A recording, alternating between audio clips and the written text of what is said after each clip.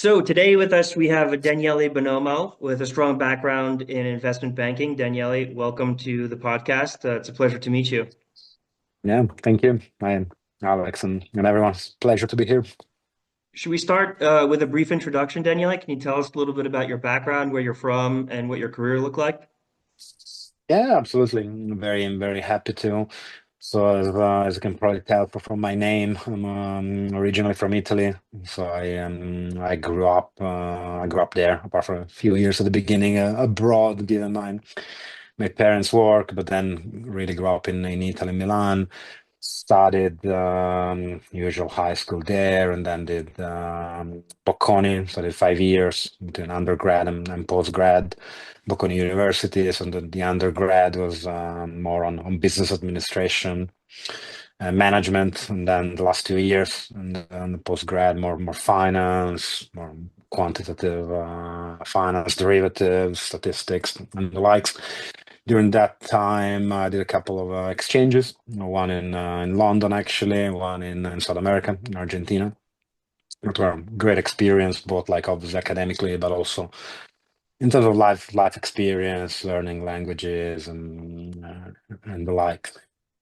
Finished that. I started in investment banking. I did a couple of internship during my university period, but short ones, also in finance, and then started properly with a banking career in London, starting in 2008, October 2008, actually. So pretty fun times in the industry, especially in the world more broadly. And so, yeah, started with a 6 month internship at Morgan Stanley in the capital markets team, and it turned out into an almost 15 years job there.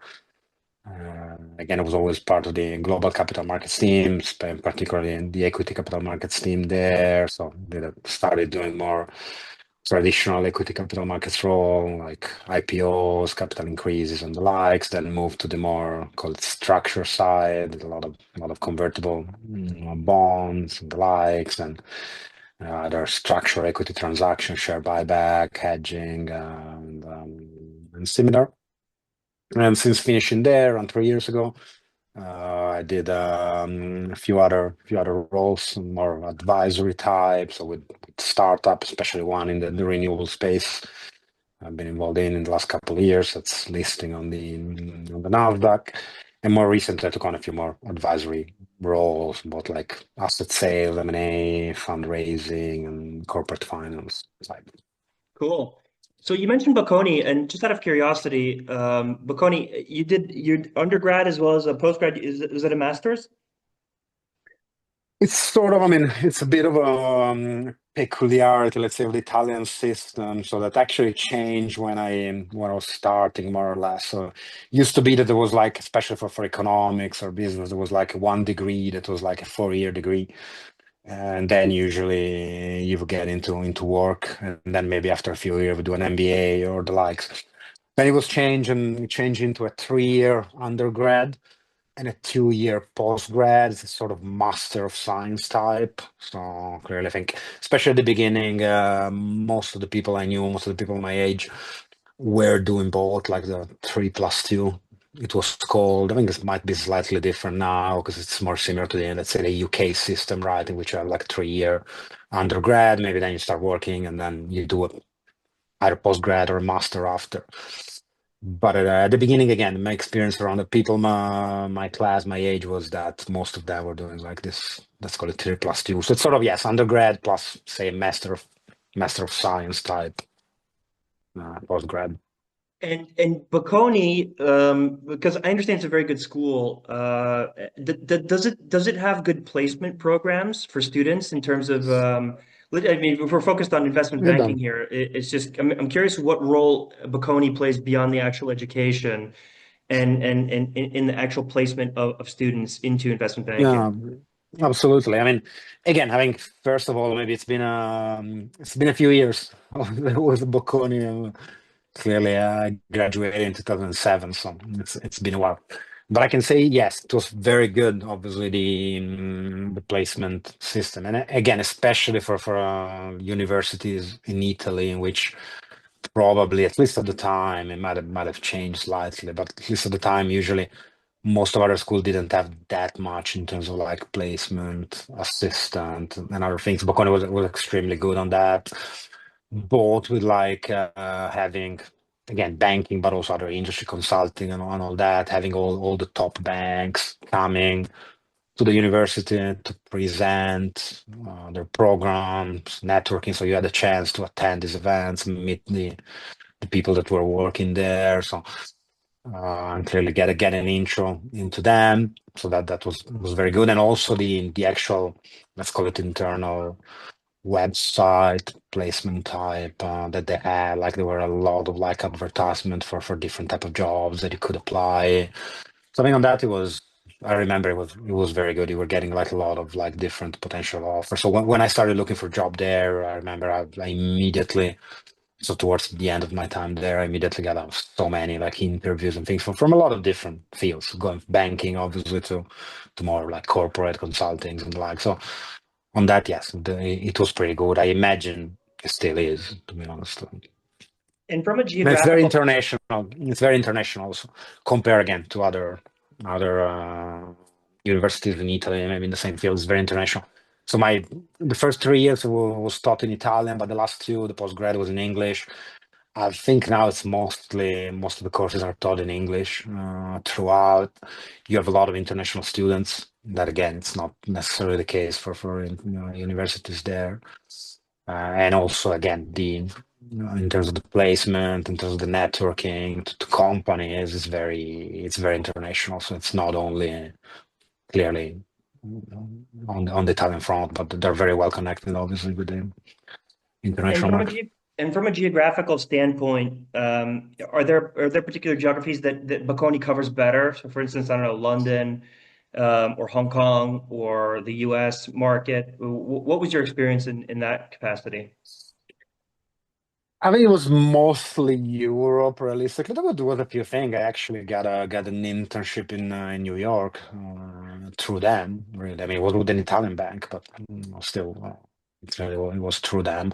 But the majority of the time was Europe, was London. I mean, also consider the period, right? It was around the financial crisis or right before, but even after that, if you wanted really to work in finance, wanted to work in banking at that time really in Europe, it was London, right? It was Yeah. the place to be. It was the place to be. It was where they still are there, but and we'll go through, I know, later on the impact from Brexit and the likes, but clearly it was definitely the place to be at the time. So also all these programs, right, that you were getting into with large investment banks for like either summer internship or for an analyst position really, I think 90% or more of the roles were based in London, for which they were recruiting in places like Bocconi. So I want to ask you about how you feel the investment banking industry has changed over the last 8 years, or last 5 years, sorry. And I'm curious because obviously investment banking is a global business that has different dynamics depending on geography. And I would like in your consideration to think about how the geopolitical problems that seem to be plaguing not just the geopolitical, but the problems that seem to be plaguing Europe that are geopolitical in nature, they're macroeconomic in nature, and people can argue social as well in nature. So how's the investment banking industry changed over the last 5 years, and how do you view the geopolitics impacting the European investment banking system, and how do you think that's relevant to decision making from a student's perspective in terms of where to set the trajectory for their career development? Yeah, look, it's I mean, quite a bit to unpack there, obviously, and I think it's a lot of different teams, probably, right?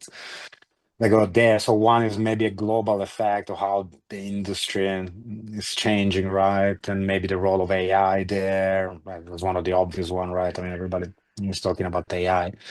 It's not the only one, but I think there is globally clearly an impact from that and the impact of market and other things. Obviously, we've gone through a world in which Actually, there was just been COVID and what that meant for the industry, but in terms of like working from homes and the likes, right? It was a big change, especially at the beginning for banks, how the role was organized. World of like we went from a world of like zero, very close to zero interest rates, most of it, at least like the let's call it US, Europe, and the likes of world in which like inflation came back, high interest rate, and so how that impacted obviously all the different areas, right? Going from obviously M&A, capital markets was very strongly impacted. So I think that those are massive roles. And then we get into the Europe versus other regions and where you want to be and where you want when you're going there. So look, I think in general, maybe starting from one, how it has changed. I think it's definitely changed because again, you've seen periods in which there were a lot less activity going on, a lot less M&A, a lot less capital markets, but it's clearly, I think, coming back strongly in the last year or so, and I think there's an expectation that it will be again coming back even more strongly probably next year. We saw it this year. So I think that's one. I think again there are still quite a lot of job for juniors to get in. It's still an interesting career. It still gives you a lot of like different avenues and different exit route if you don't want to stay necessarily in banking after that. Now, the impact of AI, from what I understand, obviously starting to be used clearly in the industry. They're investing a lot of money to see how they can again use it. My personal view is that again, I'm not sure it is necessarily going to replace a lot of like the roles. It might replace a few there, maybe some of the more junior roles. At the same time, as with a lot of these technologies and what we've seen in the past, in many cases, you create mm, different things that you were not doing before. It makes you do things like in a more efficient way. It makes you maybe do more interesting stuff, right? So the analyst, instead of having to plug like a million of data from Excel, CapIQ, Bloomberg, and likes, that's going to be more automated, sure. So you can focus on a bit more value added type role, right? But at the moment, you still need quite a lot of oversight. I don't think you can leave it to the machine to do the whole thing. So I think it might help, and I think what that realistically means for a role like investment banking is, you probably might be able to take on more clients, take on more deals that you were doing before, right? So I don't think it means that there's necessarily going to be a lot less jobs or that you're going to finish working at 5 p.m., right? If you're an analyst, unfortunately, or maybe good. So I think, but again, it's difficult. That's my personal view. If you go a bit, maybe, and then I'll obviously open up for you and to reply. If you go a bit more into the regions, I think that's quite an interesting one. I think what we've seen, and maybe me coming from a capital markets more background role, I think we definitely saw in the last years, and it's not only in 5 years, probably a bit longer, but it's definitely been quite a divergence between, say, especially the US. We want to look at it, in which clearly there's a lot more activity going on. Again, a lot in the capital markets area. I mean, some products, if you look at the IPO market and others, again, the difference in terms of like deal volumes and the type of companies getting listed has become very, very big versus Europe. Uh, Again, so I mean that's you see a lot of European companies, especially in the more like tech sectors, let's say, choosing to go and maybe list in the US instead of Europe, even if they are European companies, because again, much broader capital markets there, more investors, more liquidity, and that clearly make it easier. Higher valuations, obviously there. So that's something that we've seen a lot, and that impacts careers, right? I think we can talk about it later, but obviously there's still a difference, and you see it more in obviously in the American banks. Clearly, that the type of career you can have, and obviously going into the pay as well, is quite different between the US and Europe, right? And the opportunity to go through the ranks. So I think that's something that that we've seen. And maybe like, when I started between London and New York, it was not saying equal, right? Because especially the American bank, it was probably still majority key decision makers were still there, but it was a bit more equal, let's say. I think over time, it's clearly has gone towards a direction of having clearly the US market being more and more prominent and relevant compared to Europe, right? Now, looking forward, obviously, I mean, again, there's a lot of potential things that might be changing on that too. I mean, if you think about it, this year, the European markets have been the strongest performing, right? Even compared to the US. So obviously, there are things that could change in that front. I think realistically, it's probably going to take a bit more time, but yeah, here we get into the crystal ball, so it's a bit difficult to say, but I mean, there are some potential positive signs for Europe in some areas, right? More investment, especially in some areas like defense and others. I think there's probably a realization a bit more that clearly it's important to be strategically a bit more independent, let's say. Something that's coming true. Again, it's going to take time, and yeah, we get into politics, right? Europe is always, you have very all different markets, so I'm not sure we will be able to really make a unified front and all that. But some signs, at least, of moving in that direction are there. Yeah, interesting. I like what you said about defense. That definitely makes sense. I myself tend to be quite pessimistic about Europe, but I think that your point about defense is definitely very well taken. If we to focus a little bit on the AI aspect of it, I think a lot of people are worried about it. I want to just share with you kind of what I've seen so far and see if it kind of jives with you and makes sense to what I'm saying. And in terms of the AI, like if I benchmark my experience as an analyst against what AI is actually capable of, then I realized that what I would sit around and do is work a lot in Excel and make really nice nicely formatted presentations right down to the pixel. Everything had to be super structured and super logical. And the AI tech that I've seen today now is not actually capable of doing that, right? It can do some stuff. Like I saw an AI basically receive a prompt to go find a company's annual report and download or reproduce, let's say, the financial statements into an Excel file, and it was able to do that, right? So there was a bit of manual work that was sort of saved or done on the behalf of the analyst by the AI. But when it comes down to actually getting the job done of creating a deck or producing a valuation, and again, my background was much more on the business valuation and M&A side of things rather than the capital markets. So I'd be curious to hear how your actual day-to-day work may or may not be impacted by AI. But what I'm driving towards is that the AI is not, or at least the tech that I've seen, is not capable of doing 100% of the job of an analyst.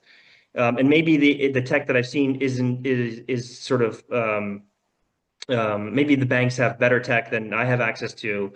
But my perception overall is that the AI is not in a place to fully replace the job of an analyst, that it's capable of basically doing some manual stuff, but really not nearly everything that needs to be done by the analyst. No, I totally agree. Yeah, 100%. I mean, again, and I'm seeing, I mean, the AI I use, because at the moment, obviously, on my various roles, clearly, as you say, right, I'm using it for some things, and for some things, it is great, right? And I think it is great in terms of like finding information, maybe downloading, right, different bunch of like information you have around and making it, and yeah, them on a spreadsheet or whatever. So that can save a lot of time. I totally agree. It's great on that. It's great on summarizing information, doing draft of like, say, emails or memos, right? I think on that, it's great and it saves you a lot of time. I mean, if you start getting into the more complex task, as you said, modeling, for example, right, Mm. or even doing like a full pitch, I think the results, at least from my experience, are relatively weak at this moment. So again, it might start giving you an initial draft of a presentation, but the quality is not extremely high from, again, from my experience in there. So you need to still consider a bit of time and make an initial draft, sure. But you really need then to work on it and review it and doing a lot. Absolutely. It's not something you can present to a client, right? And definitely not to the clients you're talking to in an investment bank.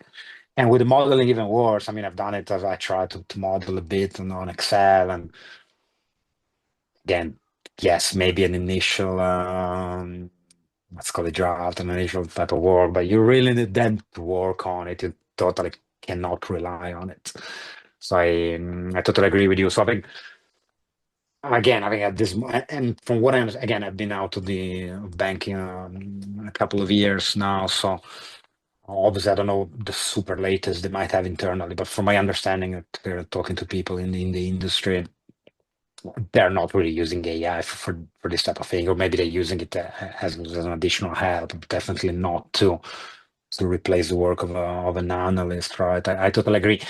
So I mean, there are a couple of things there. One, maybe you're hearing around or reading, right, that they're hiring a bit less now, the banks on juniors and stuff, but you always have to take into account that they really hired a lot during the pandemic, during those years. They really hired a lot on, especially on the junior front, not only. So there might be a little bit of also, something coming from that in terms of like less hiring now rather than necessarily AI. The other one is like maybe they're waiting because this model they are improving significantly, very quick, very fastly, right? So even if you think about it compared to 3 years ago, that when these things were starting, you wouldn't have been able even to do this type of things. So as I say, totally agree with you. Today, you can't do that.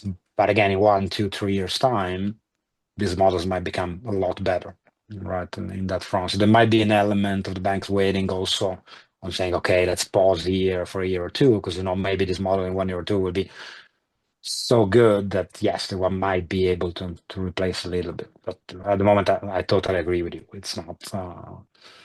I don't think it can be. It Yeah. can be replaced. It can still help a lot and save a lot of time, right? Because you can get a lot of data than before, or maybe you were to find a bit more manually. Now you get them downloaded immediately, so that can save you quite a bit of time for an analyst.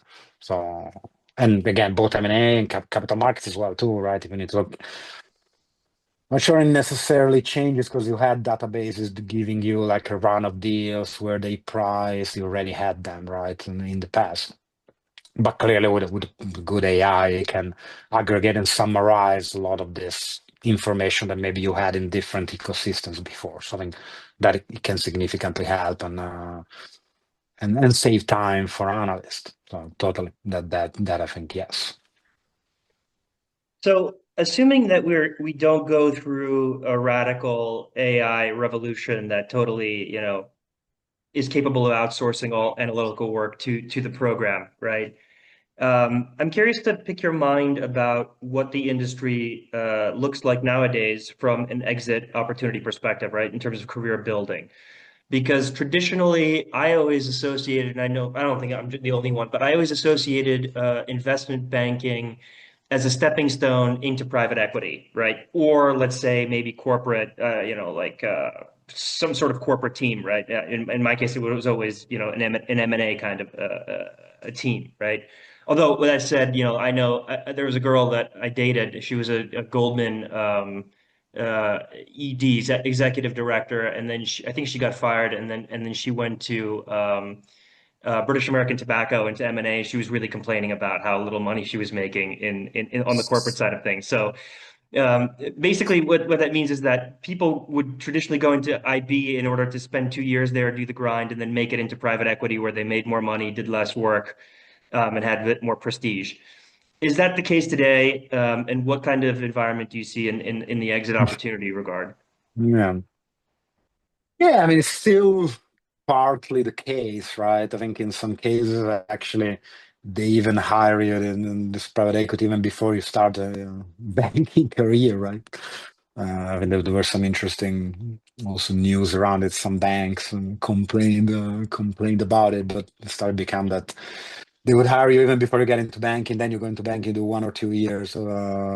training, and then you go to them, but they've already had. I now maybe the again some big guys weren't very happy about it, so it might change slightly in the future. But yeah, that's definitely still one route, especially for the people in M&A, more the industry teams, slightly less in capital markets, but still definitely one. I think then we get into, I think it will continue to be, but then we get into how the private equity world also has changed quite a lot, right? In the last 5, 10, 15 years. It's really changed quite a lot. So it has almost become, I mean, now you have these private equity firms that have almost become like the banks, where in a way they do a bit of everything, right? And if you look at the very large private equity these days, they get into sort of like things, private equity, insurance, private credit become massive. So they're really huge organization. That means that in a way, I mean, the world maybe where you get into PE, UA, because it's amazing, right? You make a lot of money, and maybe not necessarily on the base, it's not too different than in banking, but on the famous carry, right? And in 5, 10 years, you get out and you're a millionaire or better. It's harder now, right? Because there are so many. The PEs have become a little bit like the banks, so it's a lot more, in a way, competitive, both in terms of like getting into there are more roles. And also, I mean, obviously we know well that the the exit market for PEs has not been easy in the last few years. So there are less exits. So a lot of people maybe they were looking to stay 5, 10 years or so. And yeah, then you realize your carry and you go to the beach with a mojito. It's again, it's taking longer, right? Because they're not selling maybe those investments, they're not necessarily making money on it. So again, it's become a world that in a way potentially is more similar to banking in many ways. You get in, it's a longer type of career you need to be in. The payout is more in the future than more bit more distant future than it was. And again, you're still paid very well, obviously, even purely on base bonus, still paid well, clearly. But it's less easy, the easy money, getting out quickly, and that I think is there. So I think another so that's still going to be there, but again, the market that world has changed partly. Another one I've seen, yes, you mentioned the corporate, obviously, and then that you still see it, but with all the things that you were saying, depending obviously on the type of the corporate, but clearly it's usually paid less, it's probably a bit less, bit more in some cases you go, especially if you go in large organization, might be a little less dynamic than some of the banking world, slower career progression. So maybe that is great, like potential for someone that's relatively senior, right? And you can get to a role that's almost like maybe CFO or higher or thereabout. That can be very interesting. But if you start like from more junior position, maybe less in some cases, but where you see a lot of people now from banking also is getting into the startup world, right? Really? Especially like, I mean, especially again, depending how broad you want to go with the term startup, right? In there. But if you get into the right one there at the right time, especially considering these companies are staying private for longer, that is something that can be both like quite exciting in terms of like work, and obviously also can be quite profitable, right? If you get into the right one at the right time, right? In the again tech space, AI, but even fintech, right? And there are cases obviously some very big that now are very big, like fintech, in which again, if you happen to get in at the right time, that's both like quite exciting and again could be life changing also in terms of like from again simply money point of view. So I think that's one of the areas in which it can be quite attractive, right? Maybe a few years down the line, not necessarily after 2, 3 years, but I think that's one that's definitely you've seen it quite a lot in the last few years getting in. It's probably going to be uh, more and more.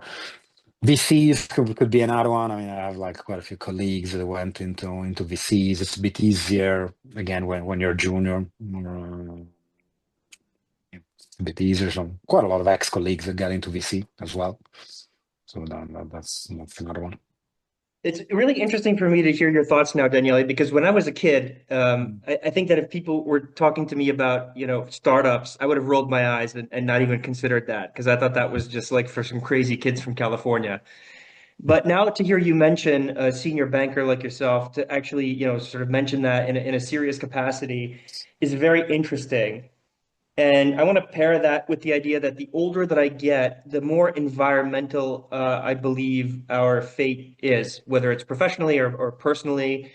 And I think with that in mind, I'd like to ask you about the private equity environment right now in Europe, because I think it's important for students to think about, the trajectory and make a decision today based on where they think the world is going. And when I came to the London market and basically met with every single top real estate private equity firm.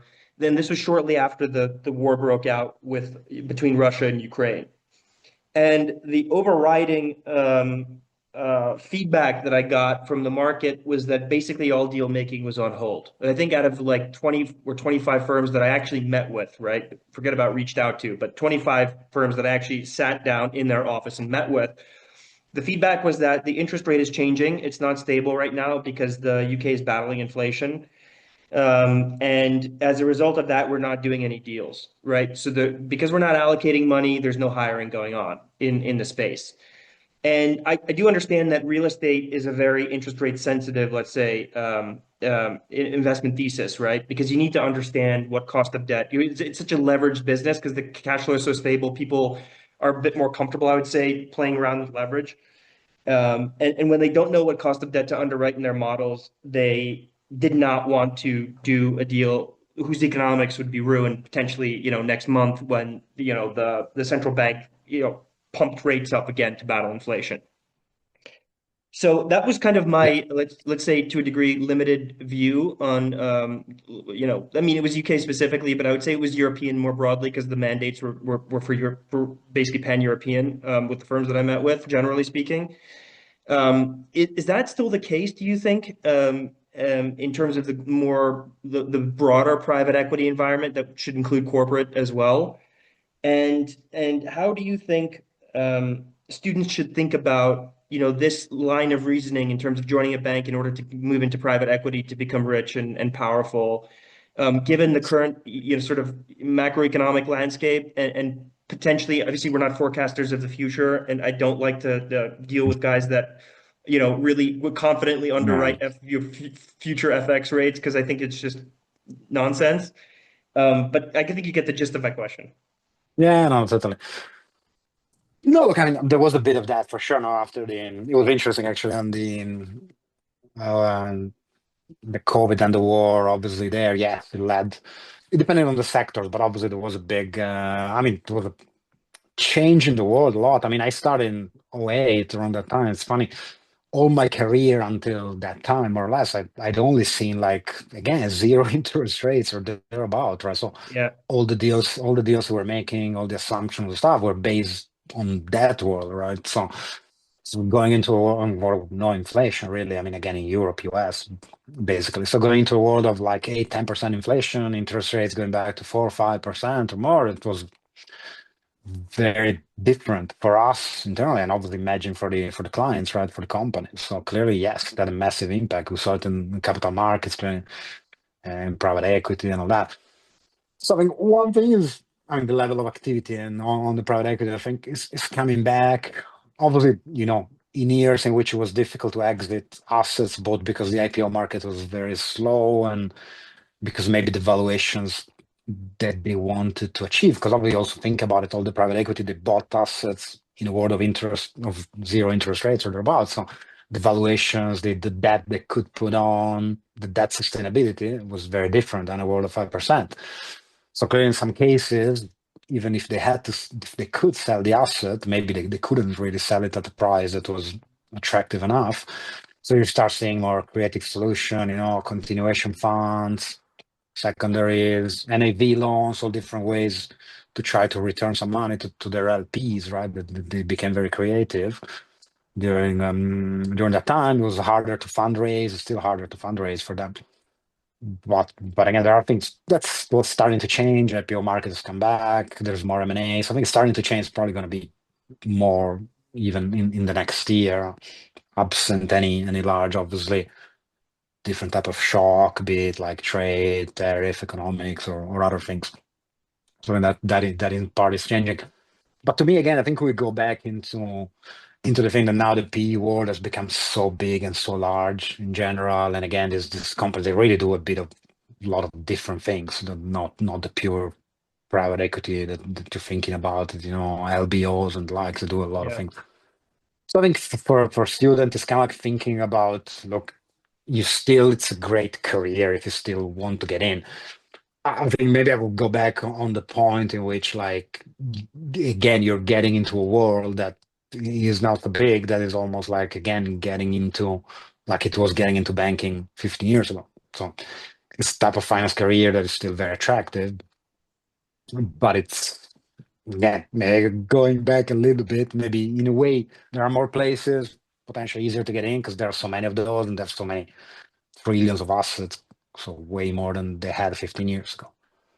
But at the time, as in everything, right, it's become more competitive, and so clearly, again, I think you need to think about it as a bit more maybe of a longer term career if you want to really like that type of job and that type of work that still quite attractive. Yes. But you need to think about it as again sort of like this corporate finance career for the long run, potentially. Yeah, I think that's really good advice, Daniele. Um, so if basically the students have decided that this is the kind of career path that they want to take, they like corporate finance, they want to go into this kind of, rigorous environment, both intellectually and I would say emotionally very stimulating. Um, can you share some tips and tricks for students that want to break into their first IB job, right? And I think that it would be interesting to hear at what stage in the undergraduate education a student should start their career building activities. Whether it's after the first year, second year, third, fourth, whatever, as in Bocconi's case, the fifth year. How to start thinking about it, what to start with, whether it's a summer internship, and then it's sort of an analyst job, and the best kind of strategies and concrete steps that a student can undertake in order to maximize their probability of success. So like networking events, reaching out to Yeah. people cold, all these kind of tips and advice. Yeah, no, totally. Look, I think in general, it's a very competitive world and field, right? I mean, I don't remember the exact number, but if you look at like how many applications these top banks receive versus how many they hire, it's still clearly super competitive and hard to get in. So it's always been. I think it's probably becoming even more competitive at the time because clearly it's more like globalized world, more people going for these roles. I think. First of all, again, you need to be very patient and understand that it's extremely competitive to get into this type of work. So in terms of when you start, I mean, realistically, if you can start as soon as you can, right? I mean, I think people now are starting even before university in some cases, before college. So look, I know banks do all sort of like different events. I think each bank probably has a slightly different one, but they start like getting even people in very, very early and potentially maybe to count for can't remember how they call it. Sometimes they had like something, I understand it was called like spring, not really an internship, but you had people, student coming in for maybe 1 or 2 days to see the work getting done there. So there are a lot of different like either events or like sort of like opportunities to get a foot in, right, and meet some people, do some networking. So go look for those. I think in general they're pretty well advertised in all these large banks, and try to get in, network, talk to the people inside. That realistically probably go and talk to the more junior people there, like even the interns or the analysts. 'Cause they're probably gonna be the one that give you a bit more attention rather than a very senior guy. Usually, right? But again, any type of networking connections that you might have from whatever, use it. At the end of the day, Yeah. it's important. So Yeah. anything you can do there, be patient, be systematic, apply to as many as you can. Really, I think don't make the mistake maybe of thinking, oh, I only want to get into Goldman Sachs or Morgan Stanley or JP Morgan, right? I won't consider tier two or tier three banks. And there, I think that's a mistake probably because again, first of all, these are super competitive type things. So if you really focus only on two or three, clearly makes it harder, for you to get in. And second, realistically, I mean, almost all the banks still get a pretty good experience if you get in, you put a foot in, and especially as a junior, once you're into the world, it's much easier than to move across another bank, maybe after 1, 2, 3 years, Yeah. than if you come from outside. So yeah, I think again, try all the different ways, apply the networking as early as you can, realistically. Then obviously it's a lot about also what university you're studying in, right? And what experience you have. At the end of the day, from what I've seen, still the name of your university where you're studying counts quite a lot, realistically. So there's only a limited number of school that they go hiring into, right? For good or bad, and probably we won't get into that, but it's a bit the reality. So clearly, even maybe starting from before, think about that. The name of the university is quite important. That and obviously starting well, getting the best grades that you can, and maybe even look. I think in my case, I think it helped also having other sort of like experience helped having lived abroad, speaking like three languages. I think it's important. It also gives you a bit of a broader mentality that's purely maybe doing 5 years. Because I think that's also something in Italy that a lot of people, I mean, the type of study that you have is very staying on the book and spending hours and hours and hours studying and doing the exam, and they're extremely difficult, and you need to put a lot of hours in that. That's clear, it's super important, and you need to do it. But I think it's also something that's important to realize. You also need to have some other skills, communication, presentation that are quite important. And maybe sometimes, especially when you're younger, you don't think about too much or as much. Yeah, I think that's really great advice, Daniele, because I think that you're absolutely right in terms of targeting. Because if you want to go into investment banking, there's a lot of different banks you can work for, not just the bulge bracket, right? And I think that that advice is very healthy and rational. Um, let's dig a little bit into um, groups within banks. And because I remember when I was in, let's say, mining private equity in London, JP Morgan had the reputation for being the best M&A house for metals and mining. Is that the case today? So are there different banks that are better in certain sectors? And if so, which banks are great for which sectors and in what, let's say, investment banking function, whether it's ECM or DCM or more on the M&A side of things? Yeah, no, I mean, totally. There are obviously, I mean, again, at the end of the day, we're probably looking here as slightly at the margin, right? Because if you go, I mean, the main number one difference is maybe between the top, let's call it top M&A, maybe houses, top ECM houses, right? And clearly you go into, again, top M&As, I mean, no secrets there, right? Clearly all the American bulge bracket, Goldman, Morgan Stanley, JP Morgan, Bank of America, Citi in a way, the building obviously very strong.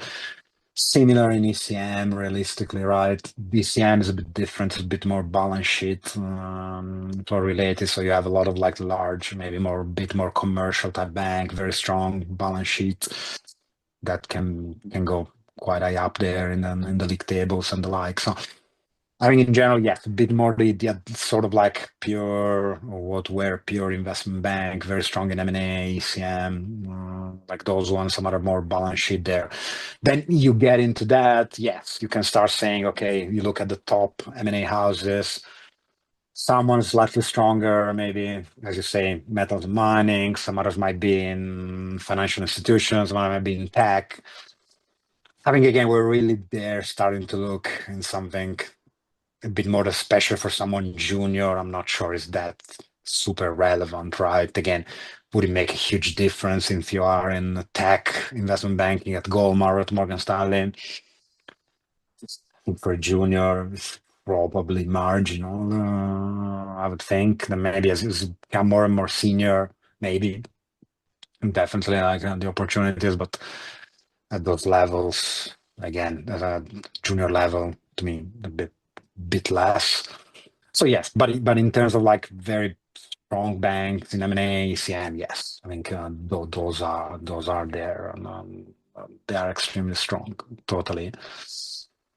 As you can say, I mean, it's difficult for me to say. Plus, I did all my career in one specific bank, right? So in that there's a view that Sure. they were the best in almost all these teams, right? And I don't want to get into trouble, so Yeah, fair enough. But Fair no, enough. but I do say absolutely. I mean, look, clearly there are some sector in which if you could say yes, we were, let's say, at the mass proud of being maybe number one, definitely in one or two sectors, and maybe you were not necessarily number one, maybe you were number two or three in others. Yes, that's true. But again, for a junior, I would say again, if you're starting to get in and you get and you get two offers from again or three offers from MF Goldman and JP for a specific team. I think it's a difficult decision, but I'm not sure you would say and say, okay, they are number one and these are number two, so I'll go into this. Yeah. Again, I think marginal, I would say, Yeah. especially at the beginning. I was advising a friend from my undergraduate university in the early stages of building her career now, and I told her that the most important thing that she needs to acquire from the, let's say, early years of her career are the knowledge of how to work in Excel fast, and to make very beautifully formatted PowerPoint presentations and understand corporate finance, and that's it. The Yeah, sectoral totally. experience comes later, and it's mostly, I would say, at that level, a function of the people that you know. So it's your network, that's your worth. Um, and so I totally agree with what you're saying about when you're junior, forget about it. Get the substance down. Um, Learn how to work in Excel as though you're playing on the piano. My father calls me Fire Fingers. Totally, yeah, totally. I think in a way, so that's why I think even more than if someone is number one in tech or number two or three, Yeah, I think it's really more important actually in this, especially when you're junior, to have a good team, right? And that's always it's very hard because even in the same bank, it totally can change completely from one team to the other. But given especially you're gonna have to spend so much time, right, doing as you say, a lot of beautiful slides and amazing models. It's super important who you work with and a bit like the environment, the culture of the place, we are always the MD in the team, or is the VP, or this. And that's way more important potentially than for your life, for the quality of your career and life, than maybe again if one bank or the other. But that's also something that's very hard to know before yeah, you join, right? So I think yeah. And I think, first of all, I couldn't agree more because, as I said earlier, that the older that I get, the more I realize how important the environment is, whether it's macroeconomic or the immediate team that you're working in. And I think that that can make a world of a difference when you're junior. If you have people that are actually supportive and that are actually invested in teaching you how, the tips and the tricks, that will make a massive difference to not only your learning pace or rate, but also the quality of your life. Because I was on some projects early in my career with an associate that was just not helpful at all. He would criticize without teaching, and leave me to build my first financial model. And I remember I was trying to figure it out, staring at a blank canvas and trying to figure it out. And the problem with that is that you make a decision to go in a certain trajectory, you spend 6 or 7 hours working in that trajectory in a very earnest fashion with a high level of concentration, only to realize that you have arrived at some sort of circular reference because the initial decision was wrong because you couldn't see it at the time, right? And while this is a learning process that I went through, it was it was something that there was a lot of pain that could have been avoided had I had an associate that actually was willing to give me his attention and had the kind of sincerity of heart to actually teach me something.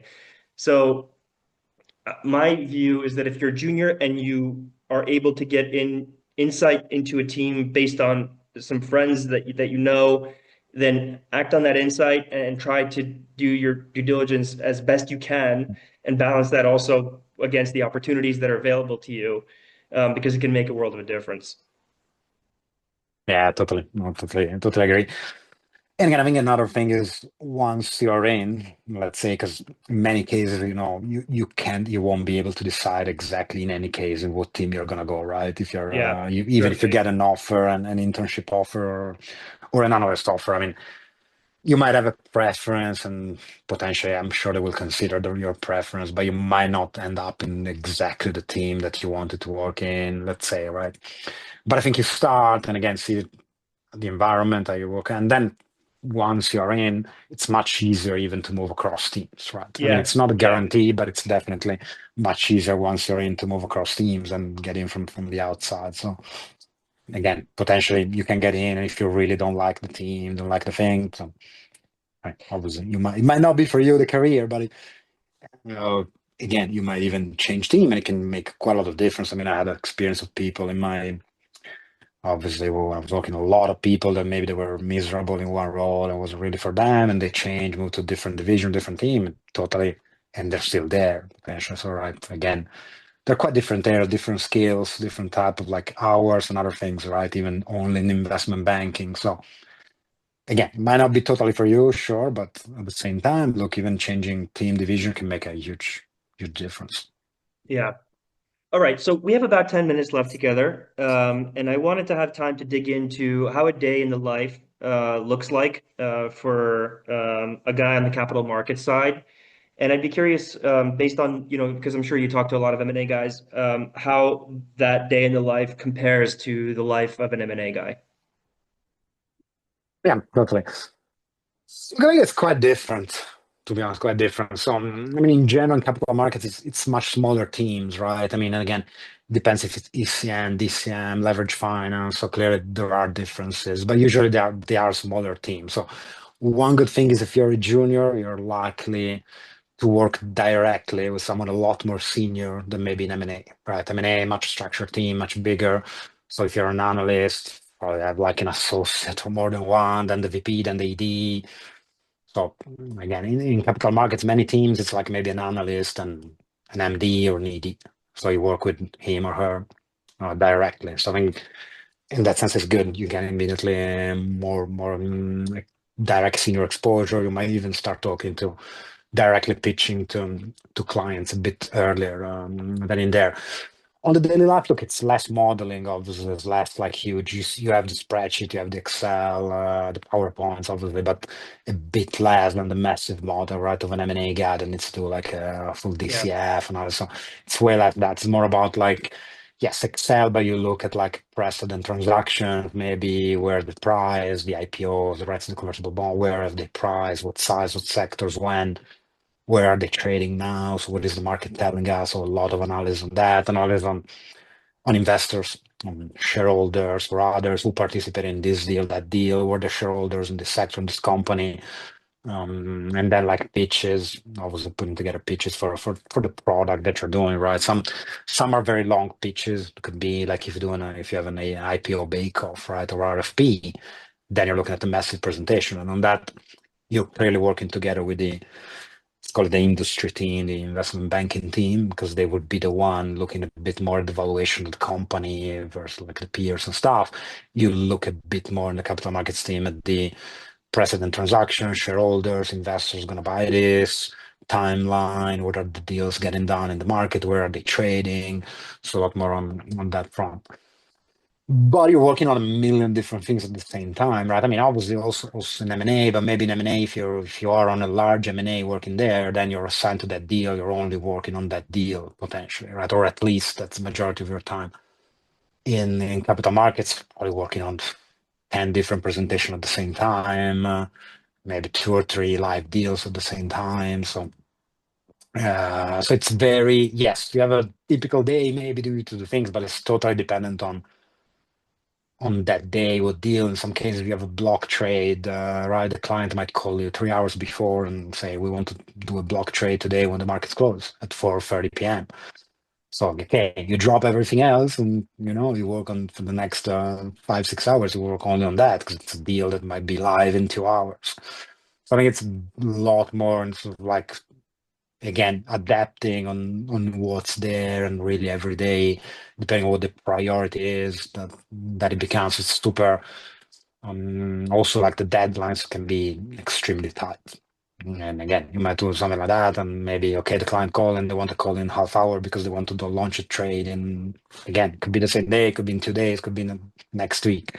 So it's a lot more like you really need to be adapting to what's reactive to what's happening. And also, again, given smaller teams, sometimes you might even be on your own. I remember some scenario in which, like, I was a small team, I was pretty junior, or maybe your MD or head of the team is in a meeting or sort of thing, and you kind of like need to react. And sure, I mean, obviously, you won't do something that clearly that's big. You won't take a big decision on your own, but you still maybe you have someone from the banking team or from sales or whatever calling you and is an MD and someone very senior and asking you something, and you can go to your senior and say ask and stuff. You also need to be sort of like handle that. It can be tricky, right? So I think in that sense it's nice to get a lot of exposure, high pressure, a lot of different things at the same time, relatively early on, right? But it might not be for everyone because again, I've experienced ex-colleagues in capital markets that they didn't really like this too much. They prefer like maybe going to an investment banking team in which you really have your time, you're really maybe working on a deal or two on a company, and you're really going to deep details for weeks, analyzing the model and stuff. Capital markets, you have a bit less of that, but you have another 20 things going on at the same time, right? A deal today, deal tomorrow, maybe another one launching. But yeah, and that's a big difference, I think, between the two. Yeah. In the last 5 minutes or so that we have, I wanted to kind of wrap up with a question about let's assume a student's made it into investment banking. What should they be thinking about and optimizing for in order to maximize the probability of success in assuming that they want to grow through the ranks? Is it their friendliness? Is it their hard work? Is it their ability to withstand pressure and stress? Um, so yeah, what should a student optimize for and really pay attention to if they're very committed to growing in the organization?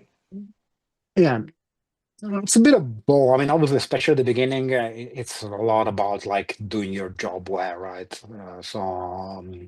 Yeah, hard working is important. Obviously, I mean, you don't get into this field if you're not, right? Or probably you're not going to last very long if you do. So you need to be prepared for that.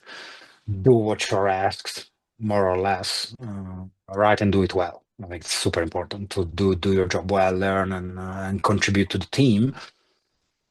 I think again, you can start even sometimes, right? I mean, it doesn't mean that you need to be like necessarily super servile, right?